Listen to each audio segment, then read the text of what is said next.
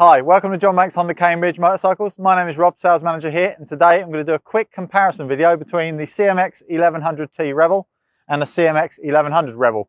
I'm going to go through the options, the colours, the spec, the engines, the controls, anything you should need to know about these two bikes. If you've got any questions afterwards, please leave some comments in the fields below.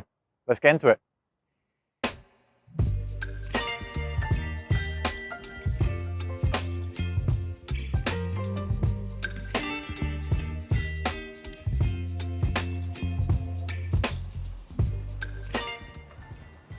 So let's start off the video with a little comparison of the two, just to give you the differences between the two, as that is probably the question you're asking right now. Why do I go for the one on the left? Why do I go for the one on the right? So the one on the left, standard Rebel, CMX1100, available as a manual or an auto, comes in the black, which you see here, gunmetal black metallic, also available as pearl stallion brown. The CMX1100T on my right here only comes as the gunmetal black, again available as automatic or manual. So what do you get for the T? The T basically is a tour pack. So that gives you rigid storage on the rear, two side pods, one with 16 litres, one with 19 litres worth of storage, giving you a total 35 litres worth of storage in the rigid, colour matched gunmetal black boxes. You also get the bigger front fairing and screen. Basically helps against the wind buffeting, whether you're riding around town, country roads or on the motorway. Makes it a nicer place to ride and also gives you a little bit of protection from the elements.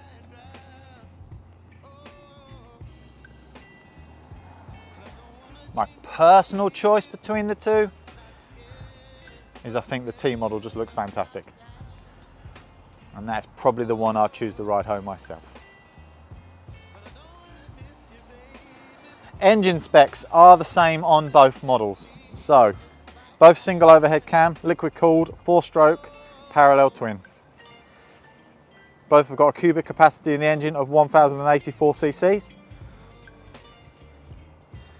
85.8 brake horsepower at 7,000 RPM.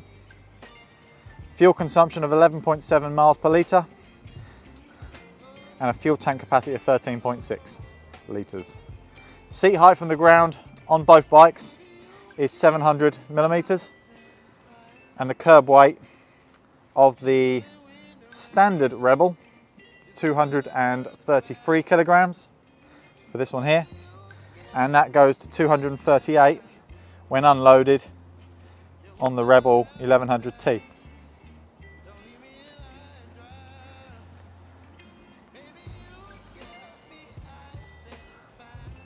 This model we've got here is the automatic, so the DCT. So you've got the options of an auto and a manual mode. You can then control the gears with the pluses and minuses, or just leave it in auto mode or pop it into neutral. Cruise control also on both models. And you've also got rider selecting modes, the other side, so you can go between your different riding modes of sport, rain, user or standard. In these modes you can basically customise, so giving you 4 modes in total. You can customise wheelie control, cruise control and the Honda selectable torque control. Anyone with an eagle eye might have already noticed, this one here we have popped on the quilted seat option, which also does come as a brown version with the diamond stitching.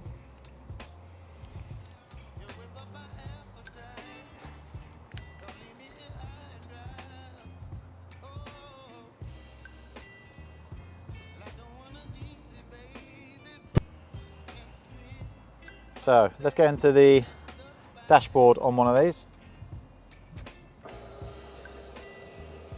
I'll just do the one because they're both the same.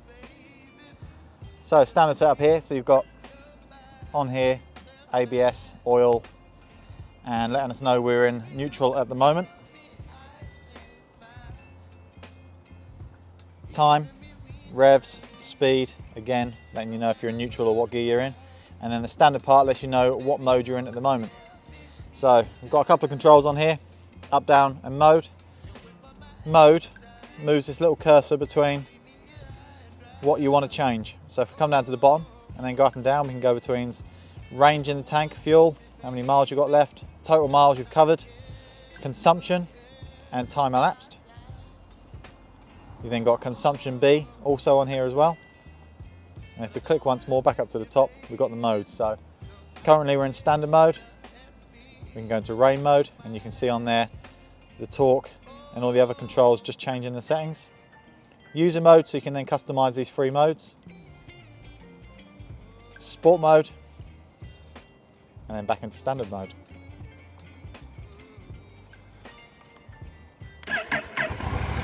There we go, so we'll start her up, give her a little rev.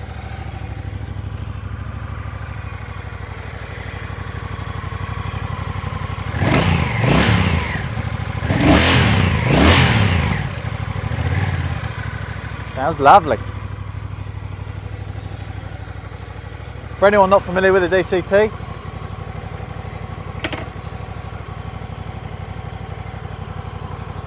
drive, neutral, and then automatic or manual mode. Hit it into D. So now let us know we're in gear 1. No clutch obviously, then just pull away nice and easily. You can then go between drive and automatic mode, and then one flick straight back into neutral mode. Simple as anything. Also got handbrake on the automatic model here, so when you're not in use you can pull the handbrake up, locks it on, and the bike's going to stay put.